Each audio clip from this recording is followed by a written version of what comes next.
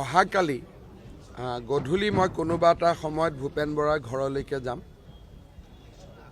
দুখৰ সময়ত, কাৰণ 22-23 বছৰ মোৰ মনত আছে ভূপেন বৰা আৰু মই প্ৰায় একে সময়তে এদিনৰ আগপিছ হ'ব কংগ্ৰেছ দলত যোগদান কৰিছিলোঁ।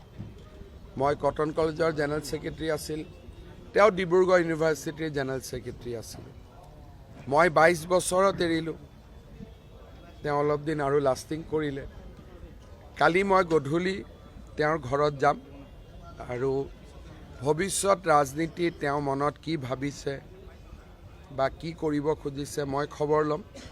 বৰ্তমানলৈকে বিজেপি দলৰ লগত তেওঁ কোনো যোগাযোগ কৰা নাই। হয়তো কিছুমানে পদত্যাগ কৰাৰ পিছত অলপ স্পেচো ৰাখি থৈ দিয়ে। বৰ্তমানলৈকে মোৰ লগত প্ৰত্যক্ষ পৰোক্ষভাৱে যোগাযোগ নাই, কিন্তু মই যাৰ থ্ৰুদি খবৰ দিব পাৰোঁ মই খবৰ দিছোঁ যে অহাকালি গধূলি তেওঁৰ ঘৰত মই এপাক যাম বুলি।